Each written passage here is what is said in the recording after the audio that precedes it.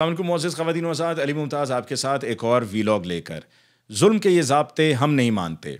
आज बदकिस्मती से एक बार फिर हमने देखा कि किस तरह से वर्दी में मलबूस लोग अपने इख्तियारात से तजावुज़ करते हैं, अपनी वर्दी का, अपने इख्तियार का नाजायज़ इस्तेमाल करते हैं, बोगस केस बनाते हैं। और यही वजह है कि जहाँ आज इमरान रियाज़ को रिहा होना था, वहीं उन पर एक और मुकदमे में उनको डालकर उनको गिरफ्तार कर लिया गया। ये गिरफ्तारी किसके कहने पर हुई है? ये पर्चे में नामजदगी किसके कहने पर हुई है? और फिर उसके बाद लाहौर में रखना था ना, लाहौर में रखने के बजाय कहीं और ले गए हैं। कहाँ लेकर गए हैं और वहाँ पर क्या प्लान है, ये मैं आपके साथ शेयर करूँगा। सबसे पहले तो अली अमीन गंडापुर की बात कर लें। अली अमीन गंडापुर एक बेहतरीन इंतखाब वज़ीर आला KPK के लिए। साबित कर दिया कि वो इमरान खान का सही मानों में वफ़ादार है। साबित कर दिया कि वो इस कुर्सी का सही मानों में, यानी कि CM KPK की कुर्सी का सही मानों में हकदार है।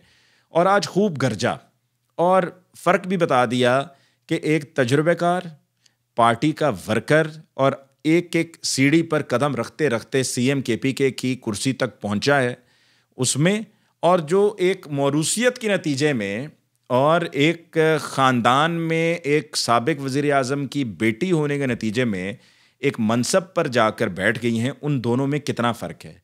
और अली अमीन गंडापुर ने यह भी साफ वाज़े कर दिया कि वो अवामी मैंडेट से जीत कर आए हैं। अवाम ने उनको मैंडेट दिया है तो वो KPK असेंबली में एक बार फिर पहुँचे हैं।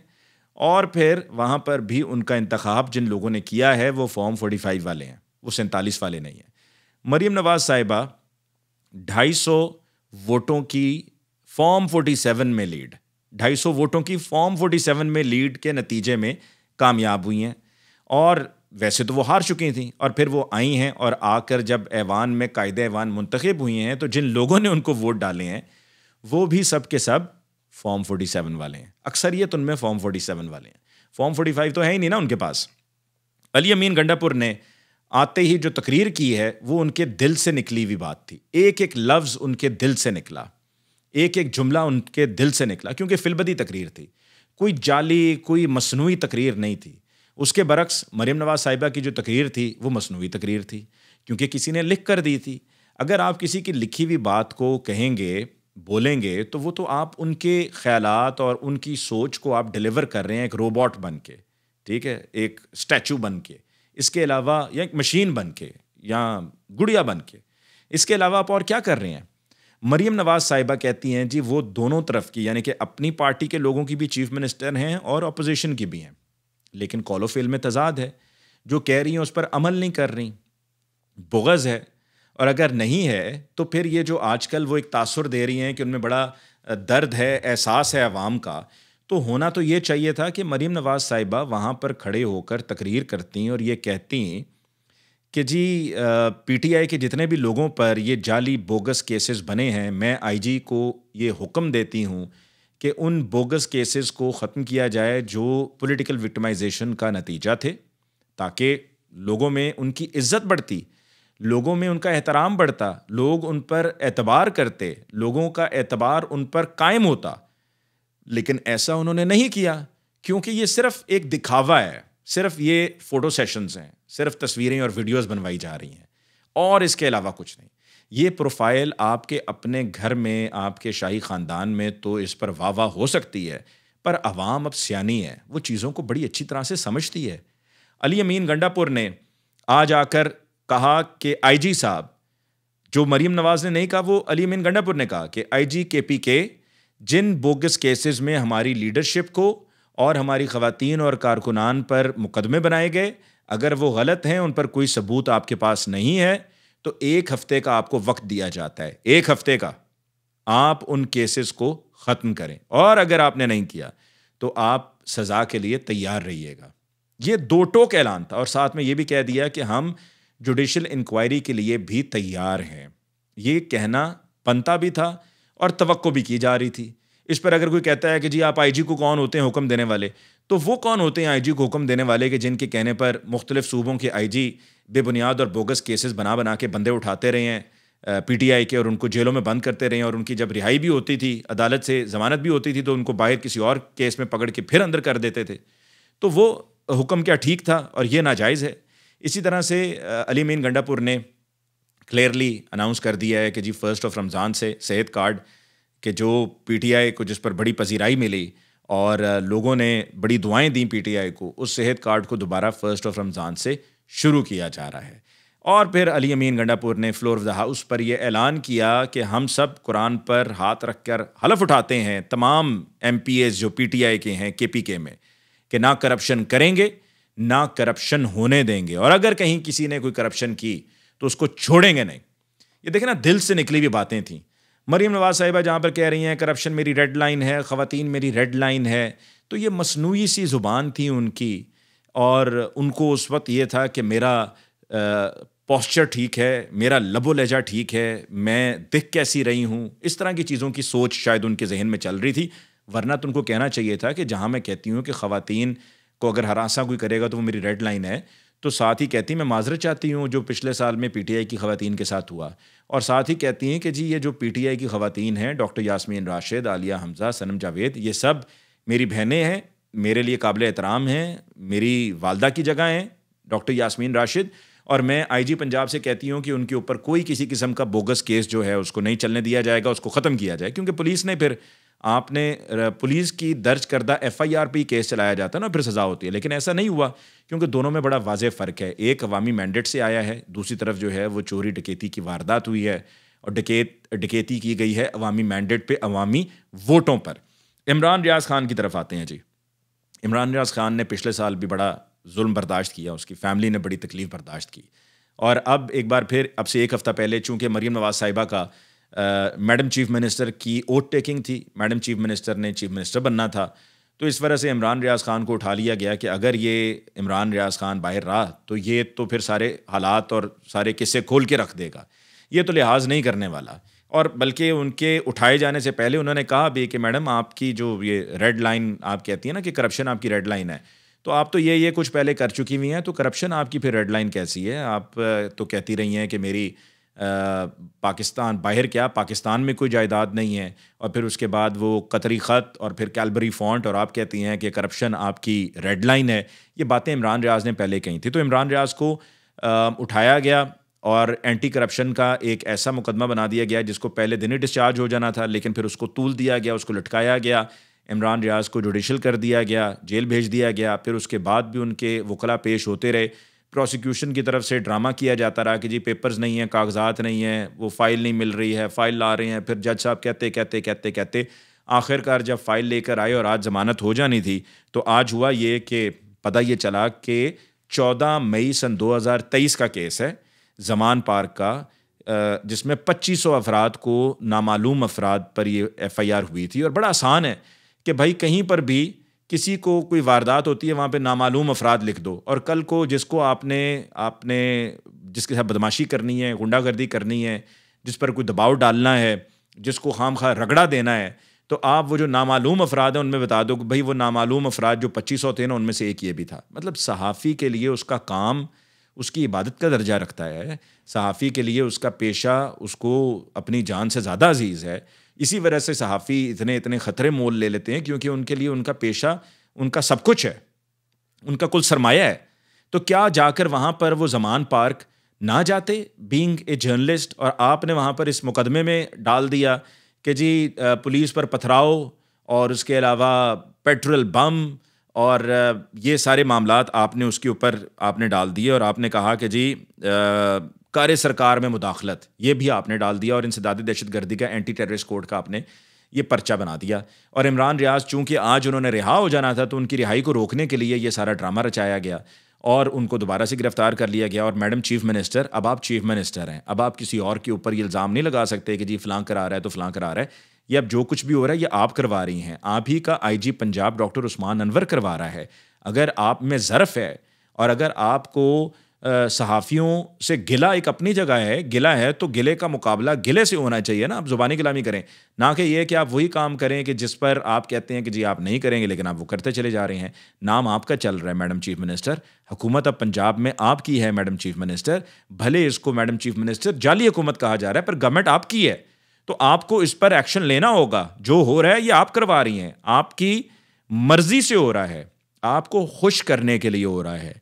और इमरान रियाज पर आज ये जो पर्चा बना, इस तरह तो फिर बाकी सब पर भी बनता है कि जो वहाँ पर गए, मतलब जो वहाँ पर गया उसका जुर्म हो गया ना, वो वहाँ पर गया तो उसका जुर्म है, यही उसका जुर्म है कि वो वहाँ पर गया।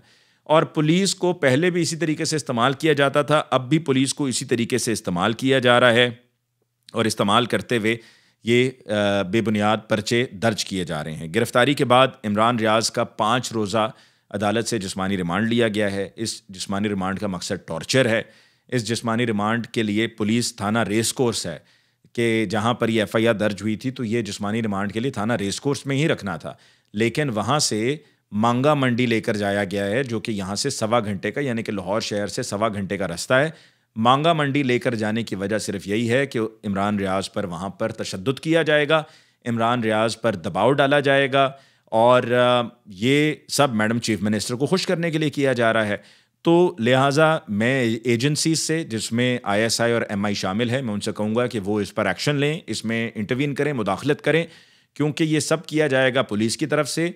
पुलिस वाले मांगा मंडी थाने लेकर गए हैं, 1.25 घंटे का फासला, यहाँ से 64 किलोमीटर बनते हैं, तो लिहाजा बराए मेहरबानी आप इसमें इंटरवीन करें, क्योंकि वहाँ पर तशद्दुद करेगी पुलिस और नाम लगेगा हमारी एजेंसीज़ का, नाम हमारी एजेंसीज़ का लगेगा कि हमारी एजेंसीज़ करवा रही हैं, जबकि करवाने वाले कोई और नहीं है।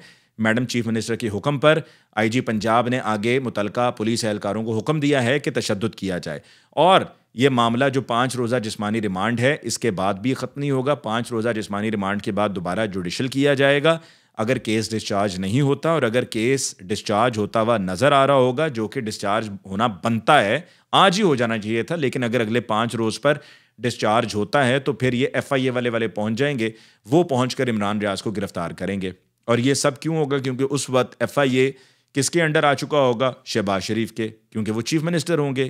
इतवार को उनका कायदे ऐवान का इंतखाब है, तो उसी दिन उन्होंने अपना ओथ भी ले लेना है, और ओथ लेने के बाद वो चीफ मिनिस्टर होंगे, तो उनके प्राइम मिनिस्टर होंगे, तो उनके प्राइम मिनिस्टर होते हुए वो FIA को हिदायत देंगे, और FIA उनकी हुक्म की तामील करते हुए, क्योंकि चचा जान जो हैं वो अपनी भतीजी साहिबा को भी खुश करना चाहेंगे, क्योंकि उनके जो बाऊजी हैं वो वज़ीर आज़म तो बने नहीं, तो चूंकि वो वज़ीर आज़म नहीं बने, तो फिर भतीजी को खुश रखना है ना, सिर्फ चीफ मिनिस्ट्री नहीं, और भी तरह से जो मुतालबात हों।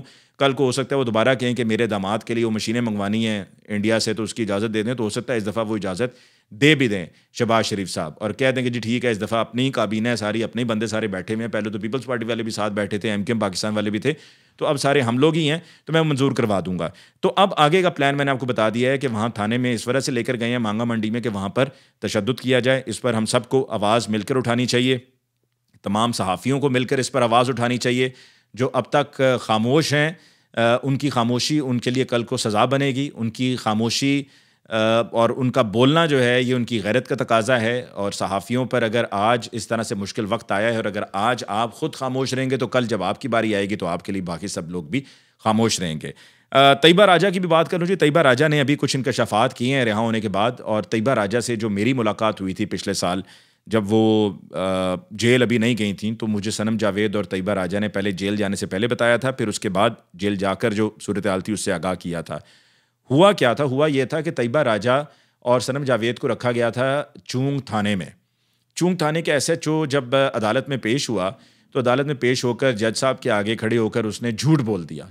परवाह नहीं की उसने जज साहब की और अदालत की कि जी मैं अदालत के आगे झूठ बोल रहा हूँ, और अंडर ओथ झूठ बोल रहा हूँ। उसने कहा जी मेरे पास तो दोनों लड़कियाँ हैं ही नहीं। तैयबा राजा और सनम जावेद दोनों चूंग थाने में मौजूद थीं। चूंग थाने में उनको रखा गया, और वहाँ पर उन पर दबाव डाला गया कि वो वीडियो बनाएं डॉक्टर यास्मीन राशिद के ख़िलाफ़, इसके अलावा बुशरा बीबी के ख़िलाफ़, इमरान ख़ान के ख़िलाफ़, और कहें कि जी हमें 9 मई के लिए इमरान ख़ान ने, बुशरा बीबी ने और डॉक्टर यास्मीन राशिद ने उकसाया था। लेकिन दोनों लड़कियों ने साफ जवाब दे दिया कि हम ये वीडियो नहीं बनाएंगे। फिर उसके बाद उन पर दबाव भी डाला गया। उनको बार बार कमरे में बुलाया जा रहा था SHO के, वहाँ थाना चूंग में, और ऊपर वाली मंजिल में उनको रखा गया था। और वहाँ जब अदालत में बुलाकर पूछा गया, तो SHO साहब कहते हैं हमारे पास थे ही नहीं। फिर उसके बाद तैयबा राजा और सनम जावेद दोनों को जेल जब भेज दिया गया, तो जेल में भी उन पर दबाव डाला जाता रहा। उनसे जाकर कहा जाता रहा कि मरियम को छोड़ दो, मरियम पे मट्टी पाओ। तो ये जब कहा गया सनम जावेद को, तो सनम जावेद ने आगे से जवाब ये दिया था कि वो लेट जाए, मैं मट्टी भी डाल देती हूँ। और तैयबा राजा से भी इसी तरह की गुफ्तगू हुई, और दोनों से ये कहा गया कि जी इमरान खान तो छोड़ के चला जाएगा मुल्क, और वो तो आराम से ज़मान पार्क में है और तुम क्यों अपनी ज़िंदगी को तबाह कर रहे हो, अपने बच्चे हैं उनका सोचो, अपने बुज़ुर्ग माँ बाप हैं उनका सोचो। तो तैयबा राजा ने और सनम जावेद ने ये कहा था कि ये जो बातें आप कह रहे हैं ना, ये बातें आप दिमाग की कह रहे हैं, पर ये मामला इमरान खान साहब के साथ जो है ना, ये दिल का मामला है, लिहाजा ये नहीं हो सकता। फिर उसके अलावा तैयबा राजा और सनम जावेद दोनों को ये भी कहा गया कि जी अगर आप पार्टी को छोड़ दें तो भी आपके साथ रियायत हो सकती है, जिस पर जवाब में ये कहा गया कि पार्टी को तो हम तब छोड़े ना कि जब हमने पार्टी को ज्वाइन किया हो। हम तो पार्टी को पसंद करते हैं, इमरान खान को पसंद करते हैं, पर हमने पार्टी को कुछ ज्वाइन तो नहीं किया हुआ कि जिसकी वजह से आप हमें कह रहे हैं कि आप पार्टी को छोड़ दें। अब आखिर में जी इस्लामाबाद हाई कोर्ट ने एसएसपी मलिक जमील ज़फ़र और उसके अलावा इरफान नवाज़ मेमन जो डीसी साहब हैं, इरफान नवाज़ मेमन डीसी साहब हैं और दूसरे एसएसपी साहब हैं मलिक जमील ज़फ़र साहब, इन दोनों को सज़ा सुना दी। लेकिन इन दोनों को सज़ा सुनाने के बाद ये एक ऐसा निज़ाम है कि दोनों अपने अपने ओहदों पर फाइज हैं और जस्टिस बाबर सत्तार ने इख्तियारात से तजावुज़ का एक केस था, उस पर सज़ा सुनाई है, जुर्माना भी किया है। और इस्लामाबाद पुलिस का ये कहना है कि जी ये जनाब अपने ओहदे पर फाइज रहेंगे, क्योंकि इस्लामाबाद हाई कोर्ट में अपील फ़ाइल की गई है, जब तक वहाँ का फ़ैसला नहीं आ जाता तो ये अपने ओहदों पर फाइज रहेंगे। डीसी साहब को भी पता है कि भाई मेरा तो कोई कुछ उखाड़ नहीं सकता, क्योंकि मैं जिनके कहने पर ये सब कुछ करता रहा हूँ, वो मुझे सपोर्ट करेंगे, मुझे बचा लेंगे। और डीसी साहब के लिए तो इलेक्शन कमीशन ने भी कहा था कि इनका तबादला कर दिया जाए, लेकिन इनका तबादला नहीं किया गया था। और तबादला इसी वजह से नहीं किया गया था क्योंकि जो उनकी बैक है, जो उनकी सपोर्ट है, उसके आगे इलेक्शन कमीशन का जोर नहीं चलता।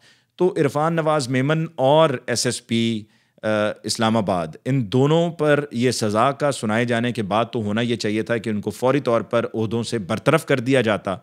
क्योंकि आप देखें दूसरी तरफ इमरान खान या पीटीआई के लोग हैं, उन पर कोई सज़ा ना भी सुनाई गई हो तो उन पर एफआईआर हुई है तो उनको उठा लिया जाता है और सज़ाएं होने के फ़ौरन बाद उनको जेल में बंद कर दिया जाता है।